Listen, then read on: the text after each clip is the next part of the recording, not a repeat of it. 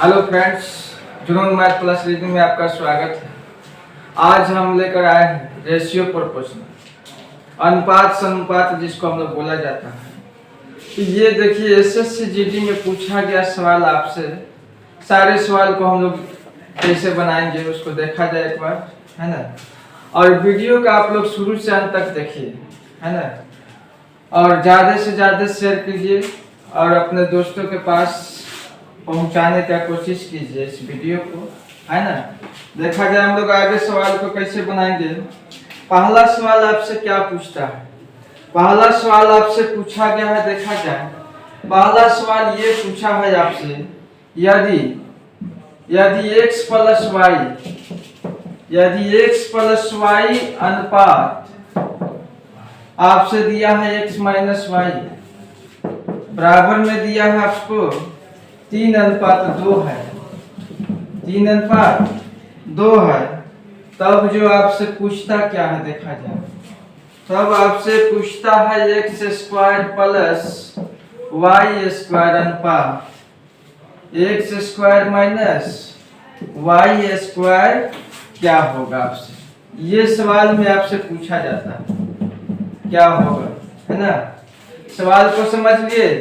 यदि दिया है x प्लस वाई अनुपात x माइनस वाई बराबर 3:2 है, तब x² प्लस y² अनुपात x² माइनस y² का मान क्या होगा देखा जाए। जैसे सवाल हम लोग दिया वैसे कर लेंगे। x प्लस वाई अनुपात x माइनस वाई, तो इसको हम लोग बट्टा लिख सकते हैं x माइनस वाई, और बराबर में ले सकते हैं 3:2 को 3/2 लिख सकते हैं। इसी को हम लोग 3/2 को फिर लिखेंगे तो 3:2 हो जाता है ना।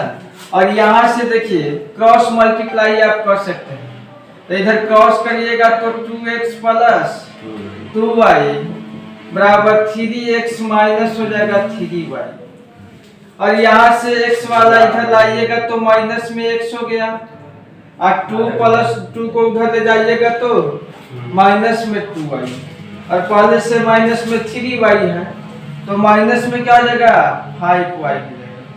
यहाँ से माइनस माइनस कैंसिल हो जाएगा, क्योंकि बराबर के दोनों साइड में अगर समान साइन रहेगा तो उसको हम लोग काट सकते हैं।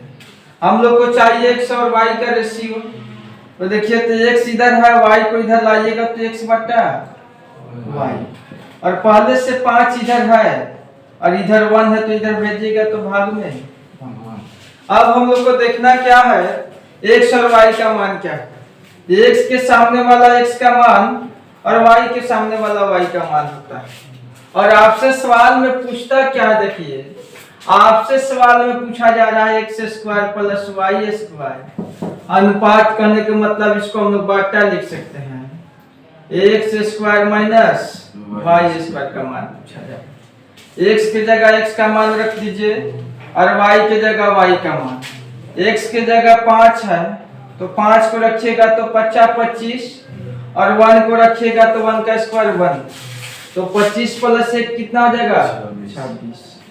फिर यहाँ 5 को रखिएगा x की जगह तो 5 का स्क्वायर 25 हो जाएगा, और y का मान 1 है तो 1 रखिएगा तो 1 का स्क्वायर 1, तो आएगा कितना बोलिए। 25 में से गया 24 आएगा।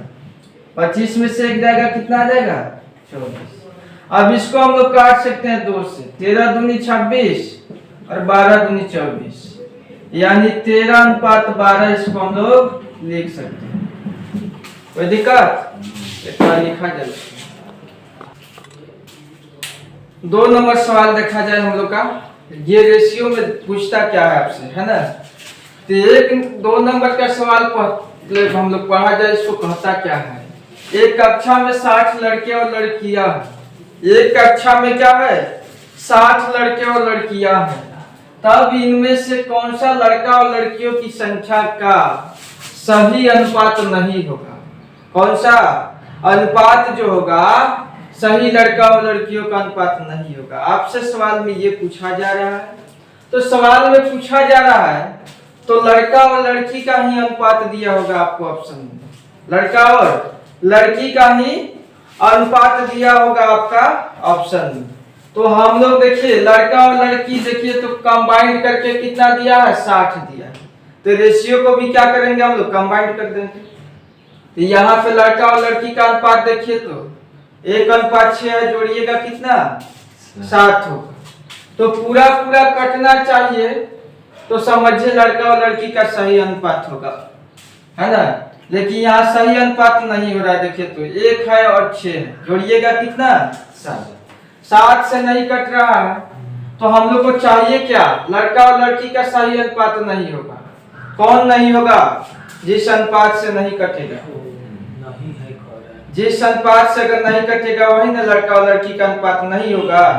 और मान लीजिए बाकी सब देखिए तो ये 2:3 है तो जोड़िएगा 5 से 60 कटता है, ये लड़का और लड़की का अनुपात होगा, क्योंकि पूरा पूरा जो रेशियो काट देगा लड़का और लड़की का अनुपात मिलाकर, वही हम लोग का ऑप्शन क्या होगा, सही होगा।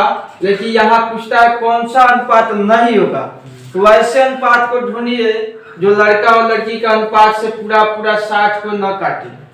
तो देखा जाए तो ऑप्शन 1 नंबर जो है 60 को नहीं काटता है, क्योंकि 1:6 और 6 यहाँ पे है।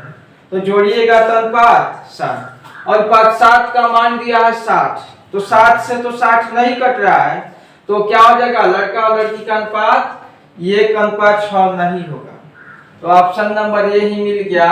और बाकी सारे ऑप्शन में देखिए लड़का और लड़की का अनुपात होगा, क्योंकि सारे रेशियो के अनुपात से अगर 60 कट रहा है तो क्या होगा, लड़का और लड़की का अनुपात यही होगा। बात को समझ गए कि दिक्कत हो रहा है, बताइए। वाला हो गया। अब देखा जाए आपसे सवाल में पूछेगा, है ना, रेशियो में आता है, इसमें 4 टाइप से आता है इसमें, है ना। जैसे इसमें यहाँ पर पूछ रहा है आपसे तीसरा पद क्या होगा, तो हम लोग थोड़ा सा थ्योरी को देख लिया जाए, है ना, रिवीजन मार देते हैं, ताकि इसमें देखिए 4 टाइप से सवाल आता है। जैसे मान लीजिए आपसे पूछेगा ए अनुपात बी, यानी आपसे अगर दूसरा पद पूछेगा इसका दूसरा पद क्या होगा, क्या दूसरा पद क्या होगा तो निकाला जाए। तो हम लोग क्या करेंगे, दूसरा पद पूछता है तो ए अनुपात बी दिया है, ये अनुपात बी दिया है, तो दूसरा पद देखिए ए और बी मान लीजिए 2 संख्या है, दूसरा पद पूछता है हम लोग से, तो हम लोग बीच वाला मानेंगे x और b, और बीच वाला को हम लोग क्या करेंगे स्क्वायर बटा a, ये दूसरा पद होता है। या डायरेक्ट हम लोग कह सकते हैं, है ना, 2 संख्या है ना, तो दूसरा पद पूछता है तो b² बटा a कर दीजिए, b² बटा a, ये दूसरा पद होता है। और तीसरा पद जो पूछता है आपसे ए बी सी, तो तीसरा पद हम लोग x मान लीजिए और b वाला को डबल कर लीजिए, यानी b बटा क्या हो जाएगा a, क्योंकि x का तो मान हम लोग को निकालना ही है ना, x का मान ही निकालना है, तो तीसरा हम लोग मानेंगे x, तो बीच वाला को क्या कर देना है, डबल कर देना है। यहाँ से क्या हो जाएगा, तीसरा पद मान लो। और चौथा पद तो कोई भी जानता है, क्या चौथा पद कोई भी व्यक्ति जानता है, क्योंकि a/b दिया रहता है, यानी a b और c, यानी चौथा पद निकालना है तो क्या करिएगा, यहाँ पे c होगा, है ना, क्योंकि a b c 3 गो पद हो गया, चौथा पद निकालना है तो चौथा पद माने x माने, ये दोनों बीच वाला क्या होगा, गुना होता है, और ये गुना होता है, तो ये से भागा दीजिएगा, क्या हो जाएगा x का मान, यानी चौथा पद ऐसे निकालते हैं, है ना। तो हम लोग अब सवाल पर आ जाते हैं। सवाल पर आपसे पूछता क्या है, देखा जाए, सवाल आपसे पूछता है तीसरा पद क्या होगा, तो तीसरा पद ही हम लोग निकालेंगे। क्या सवाल आपसे पूछता है तीसरा पद क्या होगा, तो तीसरा पद देखिए हम लोग कैसे मालूम करेंगे, हम लोग 2 पद मालूम है 15 और 45, और तीसरा पद नहीं मालूम है, तो तीसरा पद मान लीजिए x मान लीजिए, तो x का मान तो निकालना है, तो बीच वाला को डबल कीजिएगा, है ना, तो 45 गुने 45 बटा 15। बात तो समझ रहा है।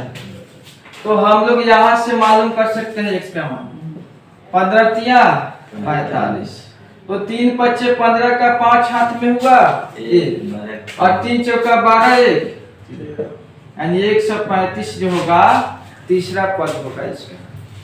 कोई दिक्कत?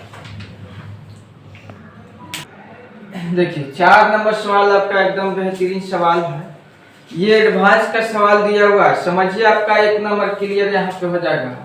देखिए सवाल कहता क्या है, यदि दो गोलों का पृष्ठीय क्षेत्रफल का अनुपात जो है 49.25 है, यानी 49:25 है, तब उनके आयतन का अनुपात क्या होगा, यानी दोनों गोला का आयतन का अनुपात क्या होगा। एक बार सवाल फिर से समझ लिया जाए, यदि दो गोलों का पृष्ठीय क्षेत्रफल का अनुपात जो है 49:25 है, तब उनके आयतन का अनुपात क्या होगा। तो सबसे पहले हम लोग को क्षेत्रफल मालूम होना चाहिए गोला का, उसके बाद क्षेत्रफल मालूम होना चाहिए क्या, गोला का आयतन, तभी सवाल आप बना पाइएगा, नहीं तो नहीं बना पाइएगा। तो हम लोग गोला का देखिए तो क्षेत्रफल क्या होता है 4πr²। हम लोग पहला गोला का क्षेत्रफल मान लिए, और दूसरा गोला का क्षेत्रफल क्या होगा, दूसरा गोला का भी क्षेत्रफल वही होता है πr1। इसको r मानते हैं, छोटा r से इसको बड़ा r मान लेते हैं, कोई दिक्कत। तो 4πr²। देखिए इसका अनुपात दिया है कितना बोलिए तो 49/25 दिया है, 49/25 दिया है। तो रेशियो में क्या होता है, कॉमन हो जाता है। देखिए 4π से 4π कैंसिल हो जाएगा, और छोटा r और बड़ा r का मान मालूम हो जाएगा यहाँ पे। तो देखिए तो r² दोनों का है ना, तो दोनों पर जाके इधर क्या हो जाएगा, रूट चढ़ जाएगा, है ना।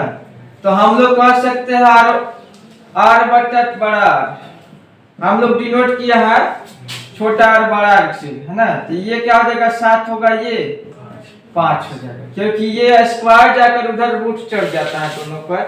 यानी जब भी अगर पावर को हम लोग बाएं साइड से दाएं साइड ले जाइएगा तो 1/2 करके होता है। तो 2 है तो उधर ले जाइएगा तो 1/2 का मतलब रूट होता है। तो यहाँ से हम लोग r1 और बड़ा r छोटा r का मान मालूम हो गया। देखिए आपसे पूछता क्या है, गोला के आयतन का अनुपात क्या होगा। तो गोला का आयतन का अनुपात क्या होता है बोलिए तो 4/3πr³। छोटा r वाला हम लोग रखते हैं पहले, है ना। उसके बाद हम लोग लिख सकते हैं 4/3π बड़ा r लिखते हैं, क्योंकि दोनों को पहचान करने के लिए हम लोग बड़ा r ले लेते हैं, कोई दिक्कत। और रेशियो में देखिए जो कॉमन होता है कट जाता है, कोई मान पर चेंजिंग नहीं होता। देखिए 4/3π कैंसिल, और यहाँ पे देखिए तो r का मान, इसको एक बार और लिख लीजिए, r³ प्लस अनुपात बड़ा r³, छोटा r³ अनुपात बड़ा r³। अब यहाँ मालूम है r के सामने वाला छोटा r के सामने का मान और बड़ा r के सामने बड़ा का मान, कोई दिक्कत।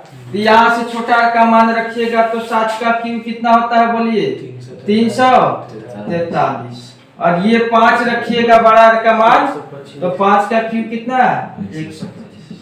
और यहाँ पे केवल हम लोग पहचान करने के लिए छोटा r और बड़ा r लिए। अब ये मत सोचिए कि छोटा r का मान बड़ा आ रहा है और बड़ा r का मान छोटा है, इससे कोई मतलब नहीं है।